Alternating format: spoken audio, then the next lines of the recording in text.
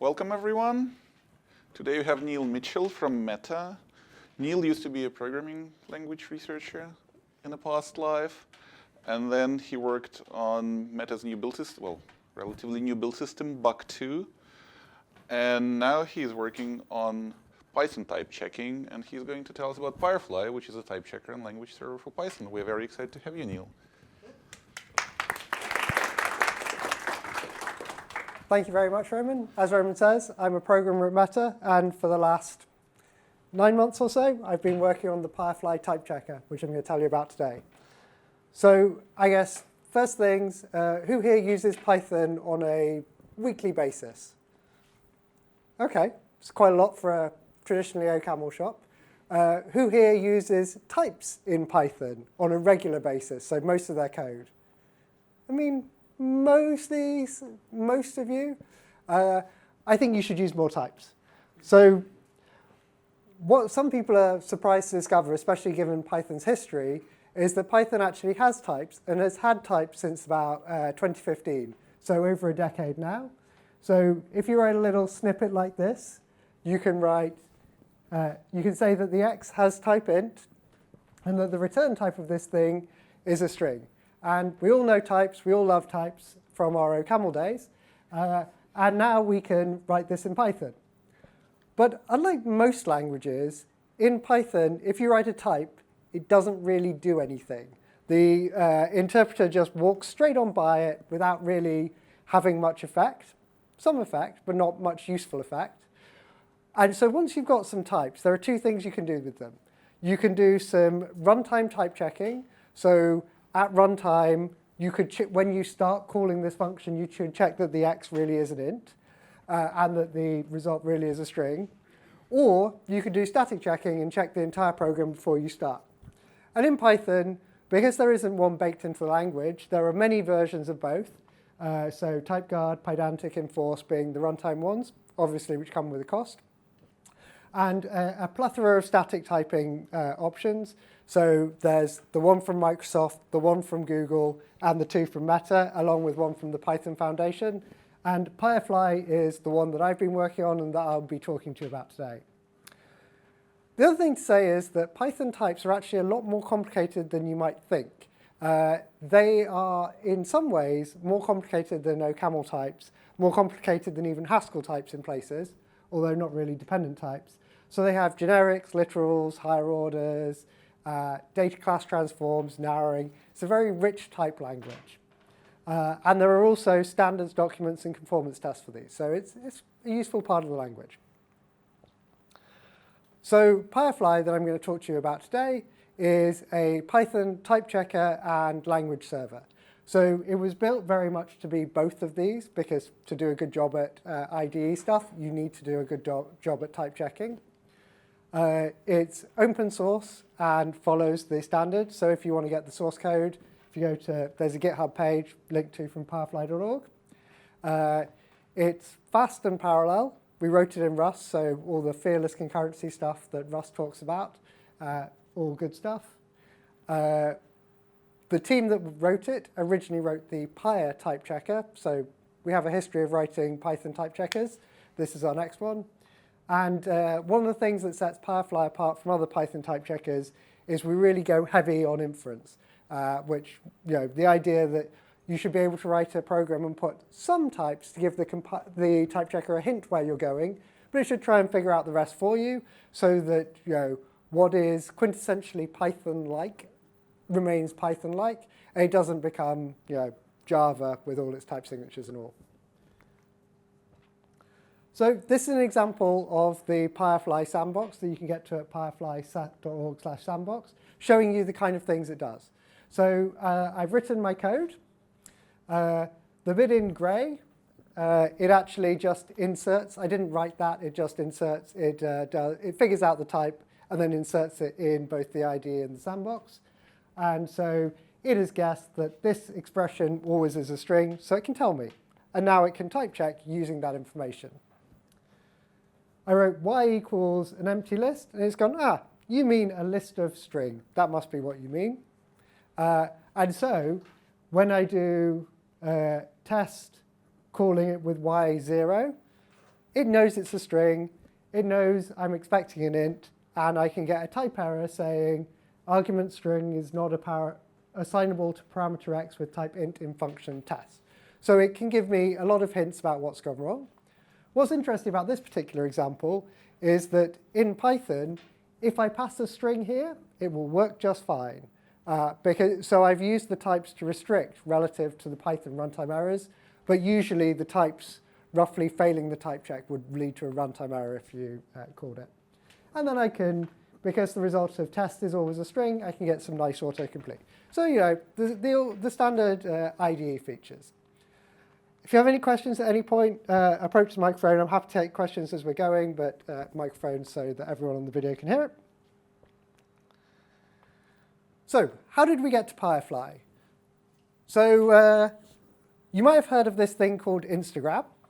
It has 3 billion monthly active users, and the server for Instagram is a really big Python program, about 20 million lines.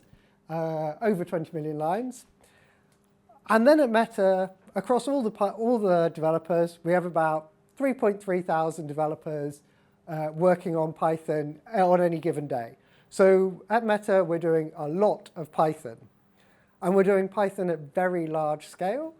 And when you're working at very large scale, if you want to do any meaningful change to the code without it all breaking and going all horribly wrong, a type checker is pretty important. So in 2017, so this would be a couple of years after Python first got its basic forms of types, we started work on Pyre. MyPy was the standard solution in Python at that time, coming out of a PhD thesis for how to check Python. But when you gave it, I'm sure it wasn't 20 million lines at the time, but it was probably 10 million or so, you kind of very quickly ran into this performance and scale problems. So we turned to OCaml to write something much faster, much better than a Python type checker written in Python so that we could scale it to the kind of size we needed. And if you've ever seen work from Meta, you'll know that a lot of our stuff are PHP. We kind of took PHP and turned it into Hack by adding types. We took JavaScript and turned it into Flow by adding types. And both of these type checkers share a bunch of DNA in common. And the first version of Pyre was an evolution of that code base to take untyped Python and turn it into typed Python. So it's very important to our developer flow. If we lost Python types, we would be in serious trouble. But there are problems with Pyre. And this is when I get to stand up in front of a Jane Street audience and say, OCaml wasn't a very good choice for us. So OCaml wasn't a very good choice for us at Meta. And in particular, there are various things about OCaml that didn't suit our environment, some of which were self-inflicted because we didn't invest in enough time to make OCaml work in our environment, and some of which were consequences of the evolution of OCaml. So Windows has always been a problem. I know there are ways to get OCaml working on Windows, but it's not a first-class citizen. Parallelism was hard. It's easier now, but back when we wrote OCaml, the entire Pyre code base uses multiprocess for parallelism and then communicates through shared memory with lockless data structures, which is super cool, but not very friendly to debug or easy to develop. It was a big barrier to our open source contributors. So while the other type checkers saw open source users, we would have 1 or 2 people who took enough time to learn OCaml so they could contribute to Pyre, but we didn't have an influx of any particular developer group. And I appreciate many of these problems have been solved at Jane Street, but they weren't solved in 2017, which is when we started. So kind of, it wasn't a great fit for us. But that's not to suggest that OCaml was the reason that Pyre failed by a long shot. Like, there were many structural issues with Pyre. So it started out as an abstract interpreter. It used things like fixed points. It extensively desugared the code before it got to type checking. So it was one of the weirdest type checkers I've ever seen because it didn't have a symbol table or scope resolution, like fairly standard things you might expect. And obviously, once you've built that and got a lot of users on it, it's very hard to add retroactively. It also started as a command line back when the day before LSP was a thing, I guess, in 2017. So no one thought about how you would make this a type checker. And it started closed source and never focused on open source users. So we tried to fix that. So for Pyrefly, last year, about August, 2 of us started prototyping. And we came up with 7 prototypes of various ways you could construct a Python type checker. Are you going to use a constraint solver and just basically desugar the program into constraints and then solve them at the end? Are you going to do a more traditional subset approach? Are you going to do abstract interpretation? Maybe this was always the right answer and we just got it wrong the first time round. Turns out, no, it wasn't the right answer. But we explored basically the entire space. We were pretty convinced we wanted to use Rust because it's cross-platform, fast, memory safe, all these nice properties, and is starting to get traction in the Python open source community. The ideal language would have been to write it in Python so that we could benefit from Python developers and dog food it. But that didn't seem feasible because it was just too slow. Python's just too slow. And the multi-threading, which is coming to Python, is in 3.13 with free-threaded Python, which is another thing Meta's working on. But it just wasn't there at the time. In October 2024, we decided it was going so well, we'd actually turn it into a real project. Pyre2 turned out to be a horrifically bad name because there is a library called RE2, the regular expression library, and there is already a Python binding for that was developed by Meta called PYRE2. So we had to come up with a new name, and Pyrefly was decided upon. And for the rest, since then, we've basically been fleshing out a type checker, which takes a very long time. We released an alpha in PyCon, and here I am talking to you about Pyrefly. We're still developing it, it's still in progress, but it's good enough to give a go. Has anyone tried Pyrefly out of curiosity? Wasn't expecting anyone to, but cool. You can try it after this talk. So I'm going to briefly tour you through the Python type system because it's maybe not the type system you expect. So part of the reason the Python type system isn't the type system you'd expect is because it comes at it from a different angle. It isn't, let's build a language with types, let's pick a really nice structure like Hindley-Milner and stuff and evolve these two together. It's, we have billions of lines of Python out there. What can we do to take the concepts that people are already using and basically graft types back onto these programs that were not written with types in mind? So there are many reasons for types in Python. I'm not going to go through them because I'm sure you all know, but faster in a loop, make corner cases safer. And honestly, the biggest reason I see in the Python code I've worked with is usually the exception handlers will crash when executed because no one tests the exception handlers. And then when the exception handler gets hit, everything blows up and you don't even get the nice exception message. So things like type checking is super valuable for that.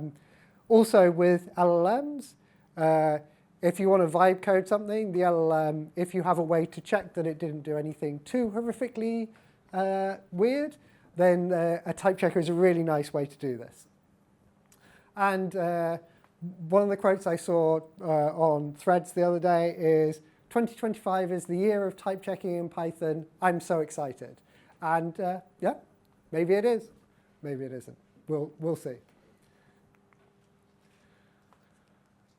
So because of the reason we have Python types, the trend is actually for the Python type system to get more and more complicated every year with more and more advanced features so that code that was previously untyped can now have a type written for it.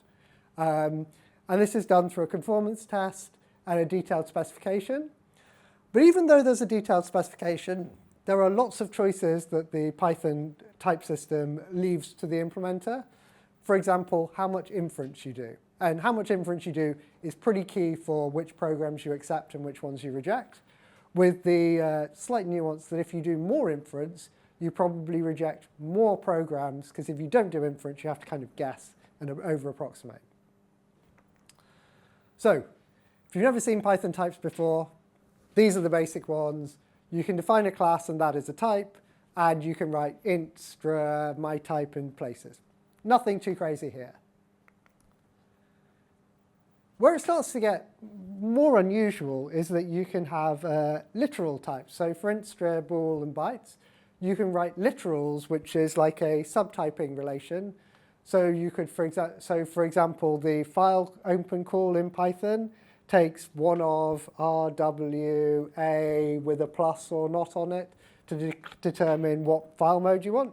So you can type that using literal. Or you could say, this function always returns 42. And then there's also things like, you need to do computation with literals. So if you write a test with an append, you can figure out it's a literal. I said earlier that the Python interpreter doesn't do much with types. The one thing it does do with types is evaluate them. And actually, that can cause a surprisingly large amount of harm, because it means that if you have an import that you only use for type checking, then you have to pay the cost of evaluating it and evaluating all its imports, even if you don't actually use the type checking. So one thing you can do is you can write your types in quotes. And you can also write type aliases just as x equals int. All these features are nice and cool, but then when you see something like z equals hello, how would you decide if that's a type? Any ideas from the audience? Is that a type or not?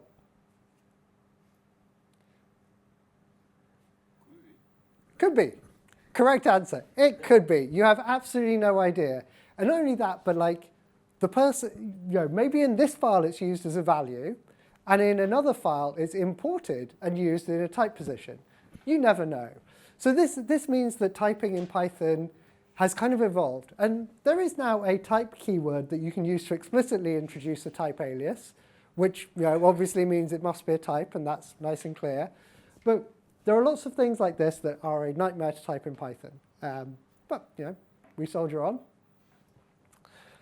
There are also unions, fairly standard in the kind of gradual typing way.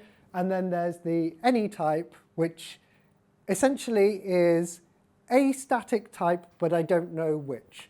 So you can assign. So if you've got an any, you can assign it to anything. Oh, and it must have been the type that you wanted.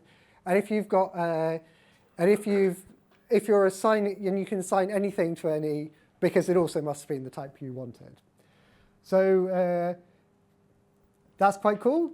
But it does mean that things like any or bool isn't the same as any, because you are saying, well, there definitely might be a bool, whereas any might not contain bool because you don't know what static type it is.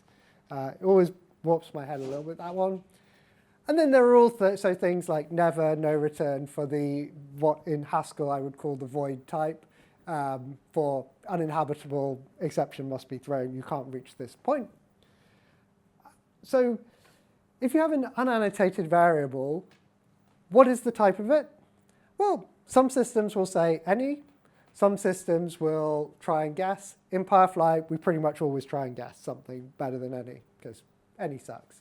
But if you have an unannotated argument type, Pyrefly will always infer any, whereas some other systems might inline that function into the calling function and see what happens for type checking. We've got generics. Everyone likes generics. But we also have this weird flavor of generics where you can declare them with a type var. So if you write x equals type var quote x quote, and it is important that the x on the left and the x in the string match, or it's an error, that declares a type variable such that every instance of that type variable is a fresh instantiation bit. So these two functions are equivalent.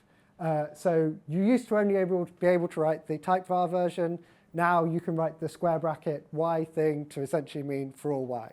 So generics, that's nice. But unlike normal generics, you can write constraints that this generic must be one of int or bool or str. Or you could write a constraint that this must be iterable, so kind of like type classes. With type var, you can specify whether it's covariant or contravariant or bivariant. With the second syntax, it infers it. Perhaps not correctly, but it does infer it. there is an algorithm for inferring it. So sometimes you still need to use the type var to specify the variance. It's got structural subtyping, or kind of anonymous type classes interfaces a la Go. Anything that has the close method on it will be an instance of the supports close protocol. And there are standard ones like these for iteration, collections, all that kind of stuff. It's got overloads, so I can write the not function in Python obviously can negate anything, but actually, if I've got a literal true, I know it will end up in a literal false. If it's a literal false, it will end up in a literal true. Otherwise, it will just go to a bool. So this is an implementation of the not function, and essentially I can give it some fake signatures, and it will match the first one that hits, and if it doesn't, it will fall through to this. Are these checked? Like if you make a mistake creating the overloads? Are these checked? So no, it will check that this is compatible with all of these. So these must all be restricted versions of this, but it will not check that this thing is true. You're just expected to get it right.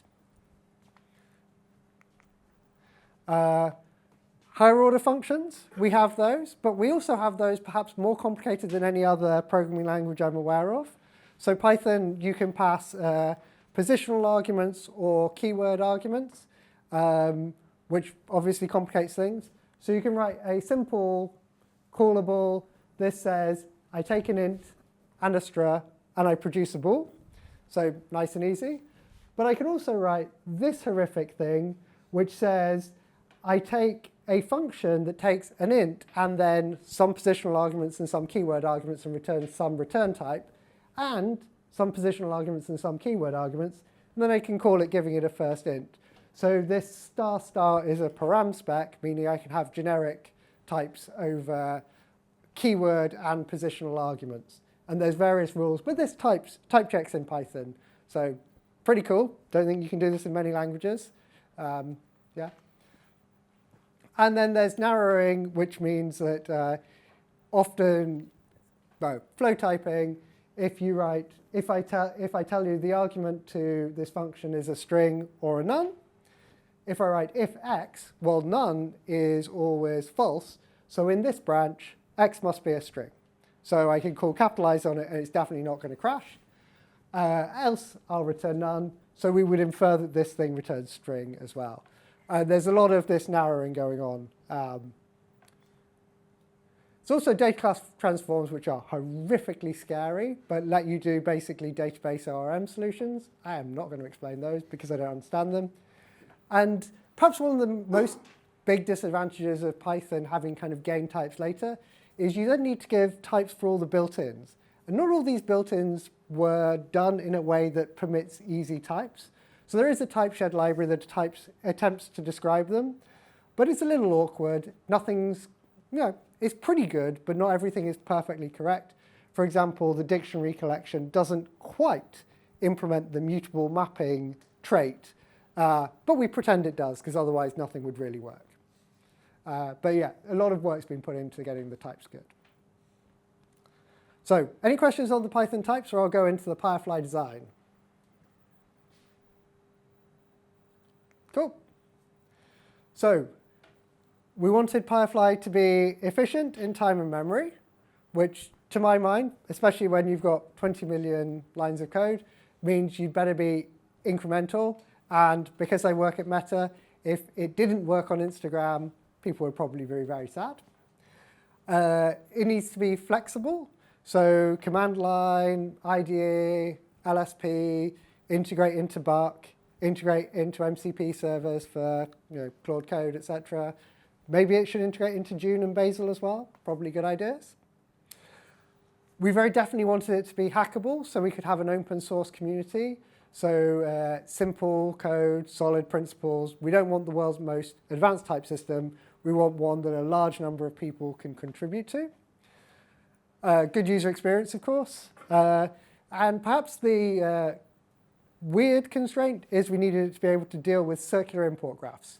So in Python, you can have a module import another module that imports another module that ends up importing itself. And as long as that when you evaluate it, nothing goes too wrong, like that's okay. So as a consequence, like any large Python program that didn't do something specifically to clean up its import graph will have circular imports.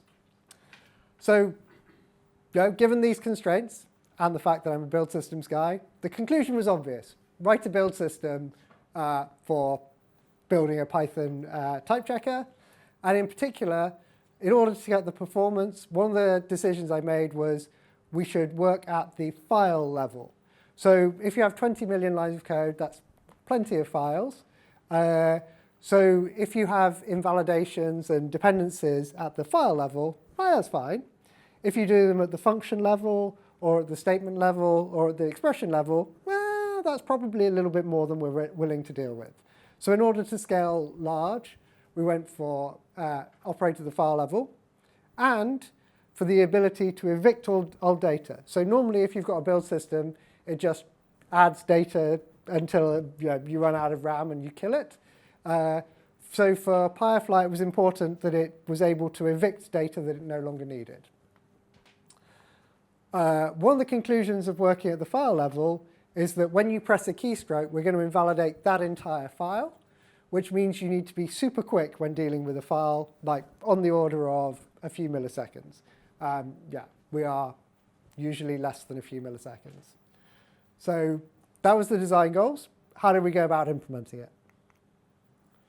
So the architecture is there is a build system that I've drawn in orange that has all the dependencies, invalidation, concurrency, all that stuff. And then there are 6 steps that a file goes through. The code, the AST, the exports, the binding, the answers, and the interface. I'll go through each of those steps now. But the idea is each file makes a linear sequence through this, and the build system coordinates all the other files going through linear sequences of this at the same time.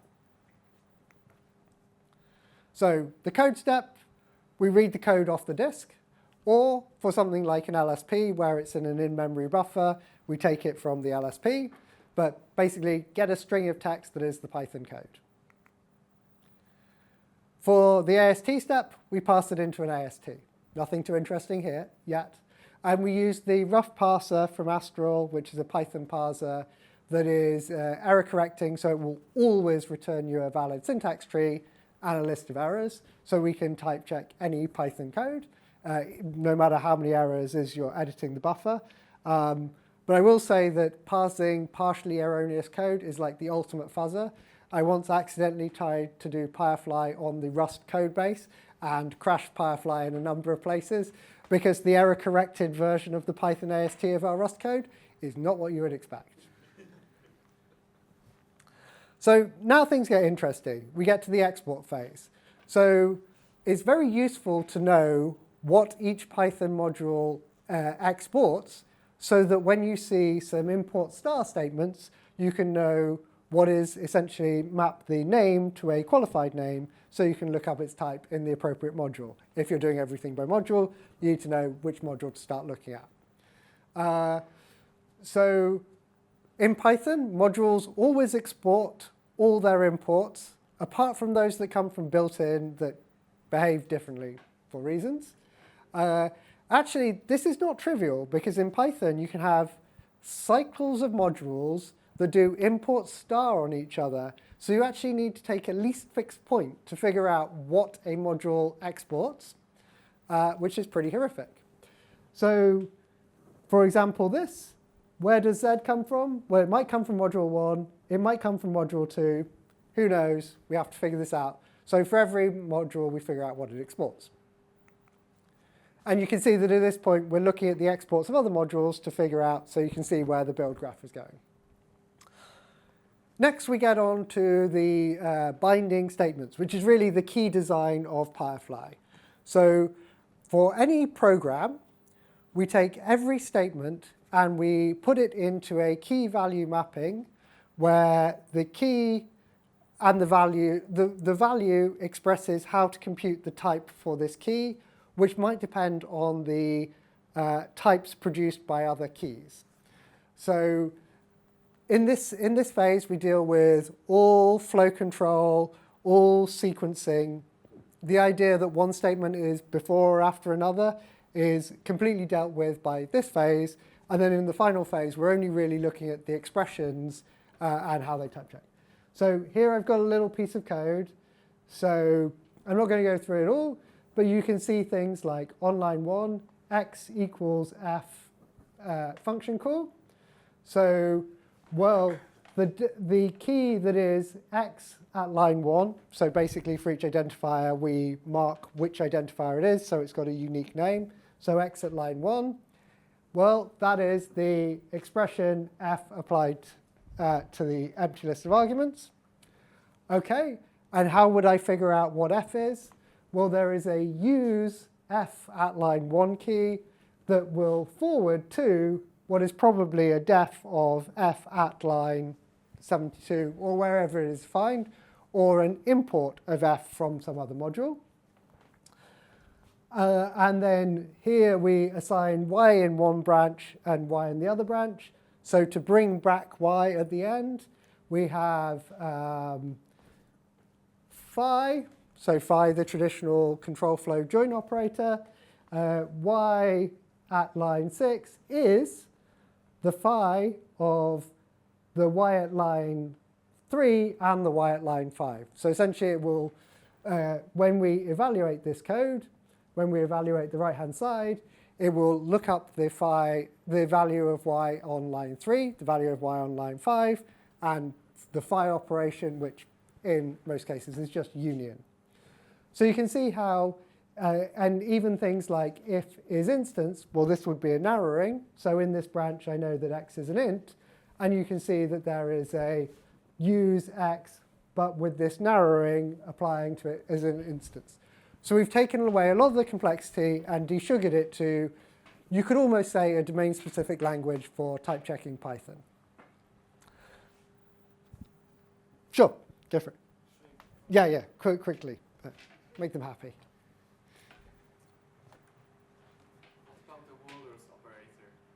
The walrus operator. So for those who don't know, the walrus operator in Python is x colon equals something, but it is an expression, not a statement. And it is a very annoying operator because basically, like to figure out the exports of a module, you have to look through all the statements, apart from the walrus operator, because that also defines values that might be bound. The walrus operator is a pain. But it's not actually as painful as you might think. So for example, this is instance is essentially doing a narrowing of the type. So the walrus operator kind of fits into this. We just generate bindings. We figure out, you have to kind of first split out the ands and ors, so you get more linear code. And then you can point at x colon equals. That will be an assignment. I think, and then we will, It all works out. It's not very pleasant. That and loops are the places where kind of like gets a little bit hairy, but it all works out. But yeah, the walrus operator has very little value in Python, but huge cost on every surface that implements it. So I'd rather we hadn't done that. Cool. Any other questions? Cool. And then finally, we move on to answers, where essentially we have the key value mappings, we have expressions, and most of answers is, given the types of these sub-expressions, how do I create the type of this larger expression? So solve the bindings that were created. The place where it gets tricky is the fact that Python has a lot of cycles. It has the cycles in the import graph. But for example, if you're doing return type inference, you might have a function that calls a function that calls a function. And so the return type is itself in a cycle. And to do this, we instead say that every answer has a thunk, so a value that we will figure out later. And then we try and evaluate it. And if we get into a cycle, we use var and solve that later. And I'll explain how that works in a second. But the answers is basically special case for every single Python type and special built-in operator in Python, which is a lot. And this tends to be where we add things to when they add things to the spec. And then finally, we take the types of the exported things and keep them and throw everything else away. So the interface is a subset of the answers because it uses less memory, and that's nice. So let's do some audience participation. What is the type of X in this first line? List of literal one. List of literal one, I heard. Do I have any other answers? That one's better. Yeah, better, maybe. So if list was covariant, then it would be better. But because the list is invariant, actually, whether it's list of literal one, that might stop you from doing things with it that you might otherwise want. So we say list of int because we generalize before we put it in a container, but it's not a wrong answer. What's the type of X here?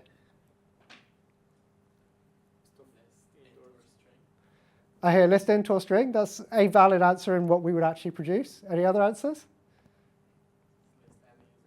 List any is one. List object would also be, because int and string have a single supertype.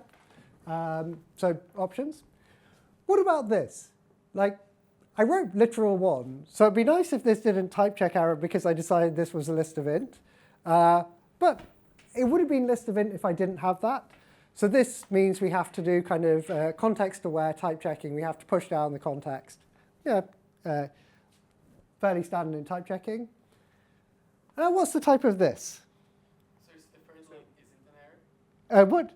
Is it an error, the first line? No. So in Pyrefly, what we will do is we will type check this with the hint that literal one would be, oh, no, should be list of literal one. Yes, it would be an error. But if it was list of literal one, we would pass down the context list of literal one, and Pyrefly would go, oh, you want literal one, and I've got a one? OK, let me not bother generalizing. Cool. And then final line? List any would be a perfectly reasonable type, and is in fact what most type checkers give you. List of variable? Yes. Like some type variable. Yes, list of var. So the way this works in Pyrefly is we essentially say that the first use of a generic variable must fully constrain it, so that we don't essentially allow anything we make you pick soon. So the way this code works, so we've got x is an empty list, and then we add x1, and the signature for this is I take a list of t and a t and put them together. So this would be the standard list append operation in Python without the self stuff. So the way we solve this, we first say x is list of a fresh variable that we have made up on the spot. Let's call it $1. I think in Pyrefly we use @ so if you ever see an @ sneak out into an error message, we try and avoid it, but that will be where it comes from. OK, the add function is a callable that takes a list of $2 and $2 and produces none. And so the add function is really a generic function, so it's for all some type t, this. And whenever we start to use a for all, we'll immediately instantiate a fresh value for t as a variable. So we've now got these two things. So now let's try and kind of slot them together. So the first argument, x, is list $1, and we'll say that should be the same as list $2. We actually say one must be a subset of the other, but for simplification. OK, we've said list $1 and $2 are the same. So that means $1 and $2 must be the same because they're invariant. OK, now let's try the second argument. Well, $2, this $2 must be the same as literal 1. So OK, now $2 must be int, because for certain variables we know that they're likely to be used in container locations, so we generalize a little bit before we shove them in, because no one really wants a list of literal int, perhaps excluding. Oh, and $2 and $1 are the same, so $1 must be int. So we can conclude that on this line you meant list of int, and this was the line that told us that. And we will always look at for an assignment like this, we will always look at the next use of X. And if you haven't pinned it by then, we'll go any. But otherwise, we'll take one peek ahead. That make sense? Cool. Eviction. So that we don't bloat too much memory, we try and throw things away. So I showed you those steps. We will actually throw away the AST, the bindings, and the answers after we have completed and got the interface. Apart from if you've got the file open in an IDE, in which case we'll keep everything to do better, code nav, go to definition. And the way it works is we can answer a question about a type in another module, an import-export pair, either by looking at the answers and forcing the thunk, or by looking at the interface. If we've thrown away the answers, if we've got the interface, we'll use the interface. If we don't, we'll use the answers. And the reason we might have to use the answers is because there might be a cycle, and we can't finish computing all the answers until after we've produced this one particular answer for you. So it's very simple because it goes through simple steps, and this saves way loads of memory. The next interesting thing is incrementality with cycles. So build systems do generally not like cycles, and most of them will just crash if you give them a cycle. Some of them will take a whole cycle and collapse it into a single node. But if you have a large Python code base, it's not uncommon to have tens of thousands of modules in a cycle. So that would suck, because you basically have to recheck everything. So what we do in Pyrefly, if A changes, what we do is we say, well, let's assume that B and C don't change, and type check A, assuming the interface of B and C, and then see what happens. Most of the time, A doesn't change, B didn't change, C didn't change. We get away with it. We have a new types for the details of A, but the interface of A didn't change, so we know that it didn't leak to B and C. If turns out we were wrong, then we have to, OK, well, A changed the interface, so let's type check B and C, assuming that A doesn't change again. OK? If that works out, great, we stop. If that doesn't work out, then we go, OK, well, let's compute A again, because we know B and C are correct with respect to each other, and see if that changes. And then we decide, well, actually, that sounds pretty dumb, because we might just get in a loop, and we might be here all night. So as soon as we hit something that's already been computed, or I think it's a depth of 5, we just give up and say, all right, invalidate the entire cycle. We'll just do the correct thing, even though it's slower on average. The pro is usually only one file invalidates, so it's much quicker, and we can get like a few milliseconds type checking time on a huge cycle, which you couldn't get if you invalidated everything. The cons are sometimes you end up with a little bit less parallelism and checking things more than once. Performance. The interesting thing here is there's approximately 10x more time. So you've got exports, then you've got bindings, which is about 10x the time, and then answers, which is about 10x the time. So the interesting thing is we do a lot of things in parallelism, and we try and be careful with our threads. There are lots of things you should do for a type checker like this, like using a thread pool and everything. But it's only 35% of the profile. It's actually not a huge deal yet. I'll get around to it at one point, but it hasn't been the most important thing yet. We have transactions. So this is so that the build system can do many things at once. So you could be doing a find references at the same time as a change, or a change on multiple threads. And so this is just so that you can keep the IDE ticking over while you're doing complicated queries in the background. And we do this basically with database transactions, but obviously our own custom version. Extensibility. So the classic Python type checker is MyPy, and it has a bunch of type extensions where people have added support for Django or for shape types or other things to MyPy as Python extensions, which kind of insert themselves and change some of the typing rules for Python. We weren't very keen on trying to put an API on something that's such an evolving space, so we've instead put these inside. So Pyrefly natively supports the Pydantic extensions. and we're currently working on the Django extensions. So our idea is to basically shove everything into Pyrefly, but it also means things like Buck integration are native to Pyrefly and other build systems coming soon. I think someone is working on Bazel, and no one's asked yet for June, but if they did, we would add it.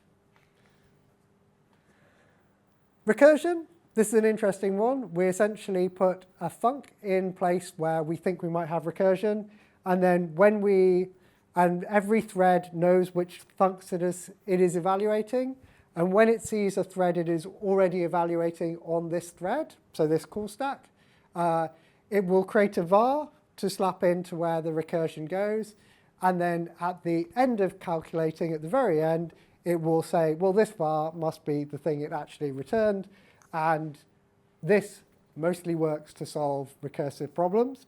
Doesn't always work, but it's kind of a very nice use of the fact that we have var, and we're abusing it for list inference, recursion, generics, and much besides, so it was a very powerful little primitive to add. Pyrefly is open source. We've gained so much from open source. Python is open source. PyTorch is open source. There's lots of good at Python open source stuff. So we've licensed it under MIT, and we're delighted to accept all pull requests. We have a very active issue tracker. We have lots of people submitting pull requests. We have a Discord. So one of the things, like some projects start very much as internal company projects that then get thrown over the wall at some point. So we've been very careful to say, well, Pyrefly, actually, we value open source users more than Meta internal users, because actually open source is where most of our Python comes from. If we can make Python better for the world, that is probably our best, probably the highest leverage thing, rather than just focusing on Meta. So this is a big difference from something like Pyre. I was going to talk about the journey of autocomplete, but I think we'll skip that, other than the fact that autocomplete is very cool and actually very well used by Python developers. So why not Pyrefly? So it's an alpha. It's still got lots of bugs. You'll probably find bugs, but we'll fix them. It's nice. Or you can fix them yourself. We welcome pull requests. But if you use Pyrefly, you can get a sticker, and I've got some stickers over there. Some of them are very cool. This one even glows in the dark. And we even dog food our own stuff. This is my son doing his Python homework using Pyrefly. There is a team, and we even had matching berets, although I think I gave mine to my son. So there's a team and a bunch of people, but actually we have over 100 contributors on Pyrefly. So this photo was from about 3 months ago when we were maybe 6 months ago when we were a much smaller team. And so, any questions?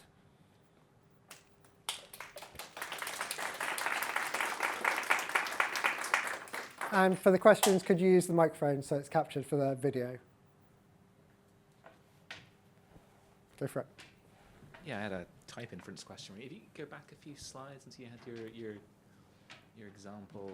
I don't think I know why you The don't. var thing. I say a few slides. I guess it was a while ago. Yeah, that one. Yeah, I don't know why you're. Is it the slide? You were saying, oh, well, list invariant. You had your literal one example. In fact, maybe it must be the slide before. The and you had the literal one example, and you're like, oh, it's invariant, so like, you can't have the type be list of literal one, which is true. But it, like, you have variables. You're doing something like unification. You have subtyping around the place. I presume you have variables with bounds. Yes, we do. So the correct type for this is like list of variable who's bounded by literal one, and then it can instantiate into, you can unify later to find its one, or you can unify later to find its int, and like it'll just work. Yep, we could do that. We don't. I mean, this is very much a user experience question. If it instantiates to the wrong thing, that would probably be upsetting to the user. But it's the most general type. Like it is the correct type. Yeah. And we see this like the most, like, honestly, when people write this, they always mean list of it.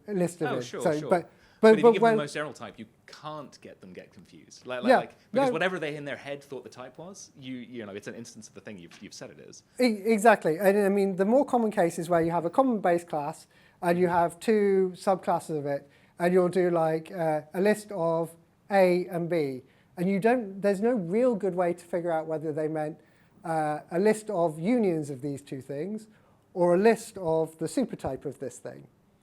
And we at the moment make the decision that you probably meant union. But if we did the most general type, we could defer it till they actually used it, which might be more enjoyable for them. Economic, I would have thought. Although, like, I don't know, to make it all work very nicely, you have to have some decent lattice structure, which I'm going to guess you probably don't have. We do have a decent lattice structure. Yeah, it's not like it has nice properties. It's okay. Yeah. I'm surprised that I mean, what you get for by accident is going to be. There's multiple inheritance, which means that there's not necessarily unique lattice structure, but it is possible. Yeah, okay. So then you should be able to do that then. You should, yeah, we should. We honestly hadn't thought of it, but we might try it. There was just one other small one, which was you had at one point you said you needed the answers rather than the interface for typing a thing. Yes. But then your invalidation algorithm seemed to assume that the interface was the only thing that could affect the others in the cycle, and that seemed like a disconnect. So the interface, the answers has answers to every key binding pair. The interface has only the ones that are exported. You can only look at the answers that are exported. So we have a type level Boolean that is exported. So only is it that you couldn't have worked out what the interface was yet? Yes. But once you know what it is, you're you're fine. Yeah, the interface and the answers will say the same thing, but because the interface doesn't have thunks in, I might need to try to do some of this answers, some of this answers, then the other bits of this answers, and now I can convert them both to interface. But once they were both interface, I could have used them both if I'd had them. Gotcha. All right, that makes sense. Cool. Cool. You've elaborated a bit on what your constraint problems are like, and I think you suggested some approaches to type inference and constraint solving. But could you, maybe I missed this, but could you actually say what your sort of constraint solving approach is? Could you sketch? Yeah. So broadly speaking, so we've got the var thing, which is the unknown variables that substitute in.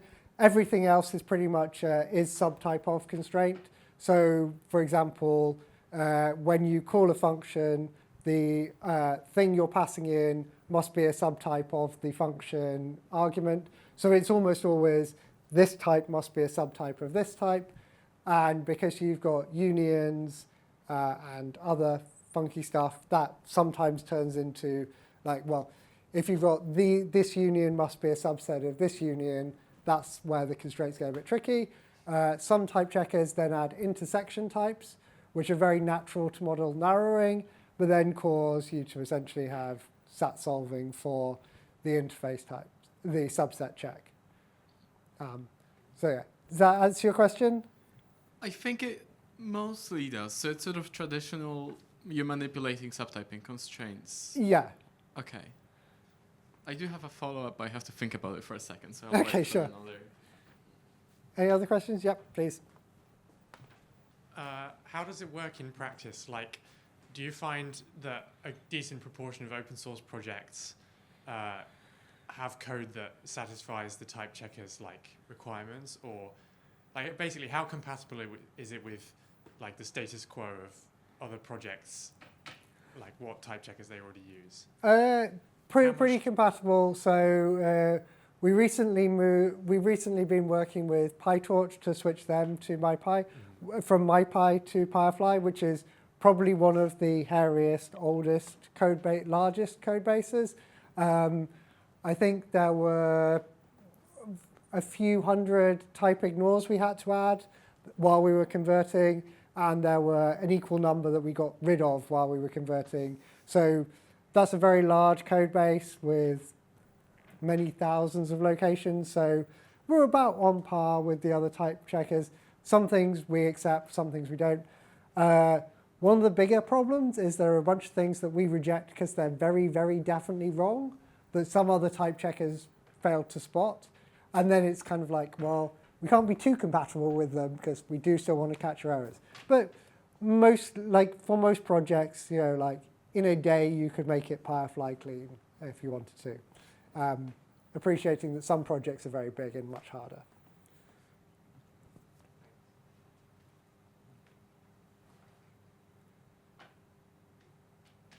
Anything else? Well, thank you very much for having me. It's been a pleasure.